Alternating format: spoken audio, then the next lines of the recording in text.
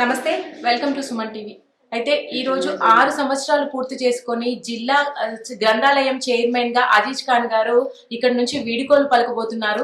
అయితే వారి అనుభవంలో వారు నేర్చుకున్న పాటలు గానీ ఇక్కడ నుంచి వెళ్తున్నప్పుడు వాళ్ళ ఒపీనియన్ గానీ తెలుసుకునే ప్రయత్నం చేద్దాం. సార్ నమస్తే అండి.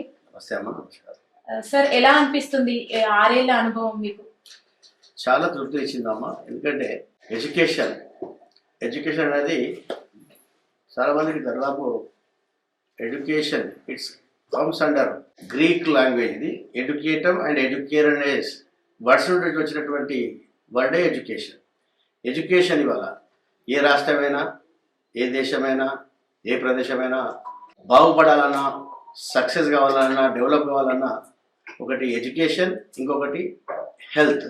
ఈ రెండు ఉన్న ప్రదేశాలు సమాజాభివృద్ధి చెందే అవకాశం ఉంటాయి. కాబట్టి నేను చాలా సంతృప్తిగా ఉన్నాను. ఎందుకంటే ఒక విద్యావంతుడిగా, ఒక గ్రాడ్యుయేట్గా, ఒక బీఈడీ స్టూడెంట్గా నాకు అనుకోని అవకాశం ఇవాళ గ్రంథాలయ చైర్మన్గా రావడం జరిగింది.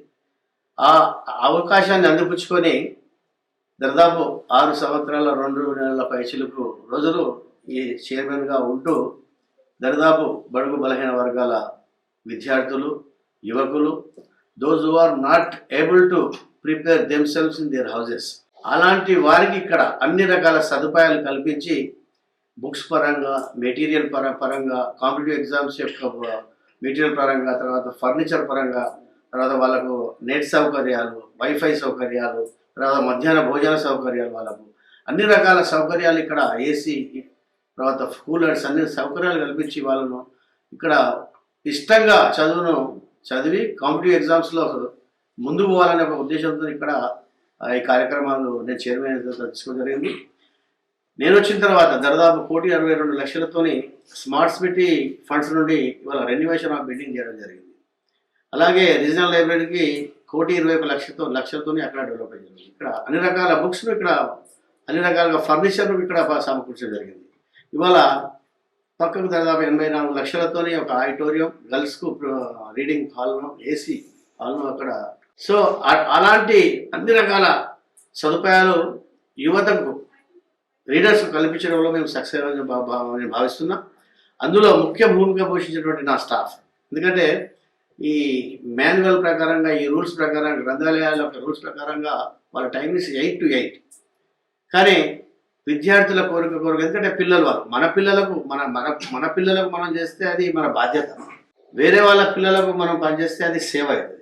కాబట్టి మా ఎంప్లాయీస్, మా గ్రేడ్ 1, గ్రేడ్ 2 లైబ్రేరియన్స్, మా సెక్రటరీ గారు, వాళ్ళందరినీ నా అప్పీల్ గారు, పిల్లలు చదువుకుంటారు, వాళ్ళు సక్సెస్ అయితే మనం మంచి పేరు వస్తుంది. మనం సేవా దృక్పథం పనిచేయాలి, ఎడ్యుకేషన్ ఇది సర్వీస్ మోడల్తో పనిచేయాలి. మార్నింగ్ 5కి వెళ్ళి రాత్రి 10 వరకు మీరు అందుబాటులో గ్రంథాలయాన్ని ఉంచాలి పిల్లలకు అని చెప్పగానే పాపం మరో మాట మాట్లాడకుండా మా ఆఫీసర్స్ అందరూ, మా ఎంప్లాయీస్ అందరూ సహకరించారు. వారందరికీ మనందరి పక్షాన వాళ్ళకి ధన్యవాదాలు చెప్తున్నాను. ఎందుకంటే ప్రజాసేవ, సేవకు మించినట్టు మానవ సేవే మాధవ సేవ అంటాం. ప్రజలకు సేవ చేసుకుంటే దేవుడికి సేవ చేయాలి. దేవుడు కూడా అదే, ఆయనకు వచ్చి నాకు వజ్రాలు, బయట నాకు పైసలు ఉండిలో ఏమని చెప్పడు. మానవులకు చేస్తేనే మాధవ సేవ. కాబట్టి ఆ ఆలోచనతోనే ఈ దాదాపు 6 సంవత్సరాల ముందుకు కూడా జరిగింది. దాదాపు 42,50,000తోని బ్రాంచ్ లైబ్రరీస్ను కూడా మనం డెవలప్ చేయడం జరిగింది. వాళ్ళకు కావాల్సినటువంటి ఇన్ఫ్రాస్ట్రక్చర్ మనం అక్కడ డెవలప్ చేయడం జరిగింది. కంపౌండ్ వాసే కానివ్వండి, శానిటేషన్ డెవలప్మెంట్, వాష్రూమ్స్ లాంటి వాళ్ళు కానివ్వండి, కొత్త బిల్డింగ్ భీమదర్పల్లిలో, ధర్మసాగర్లో, కంపౌండ్ వాల్, హసన్పట్లలో, ఇట్లా చెప్పుకుంటూ పోతే దాదాపు 42,50,000 డెవలప్మెంట్ జరిగింది. అయితే సార్, ఈ అనుభవంలో పక్కన పెడితే మనకి మీరన్నట్టుగా గ్రంథాలయం కూడా ఒక ఆలయం కిందకే వస్తుంది. ప్రతి ఆలయానికి చైర్మన్ అనేవాడు వెన్నుముకగా వ్యవహరిస్తాడు. ఈ జీవో మనకి రద్దుపరచడంలో వచ్చిన జీవోని మీరు ఎలా ఏకీభవిస్తారు?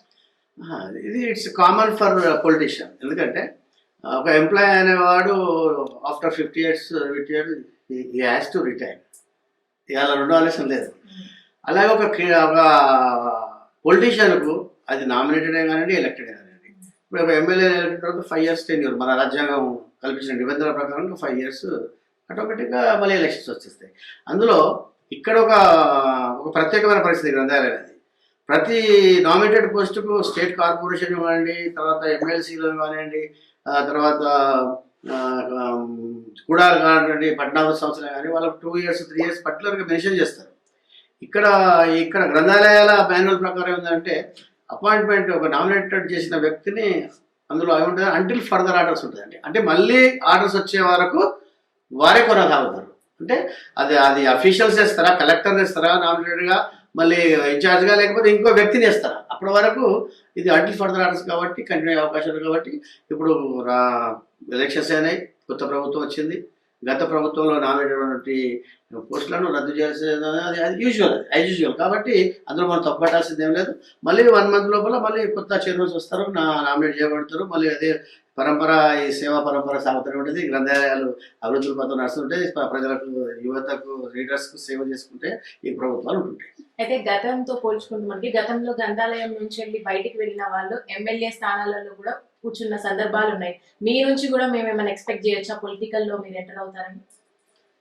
ఓకే, అదంతా దైవ నిర్ణయం. అది ఎందుకంటే ఆ రాజకీయాల్లో ఉన్నప్పుడు ఒక యాక్టివ్ పార్టిసిపేట్ చేసినప్పుడు మనం ఏదో ఆలోచనతోనే పనిచేస్తుంటాం. కాబట్టి ఇదో మనం మఠమే నడుస్తున్నాం ఏదో ఉత్తరం కూర్చోడానికి. కాబట్టి రాజకీయాల్లో మన క్రియాశీల పాత్ర ఉంటుంది.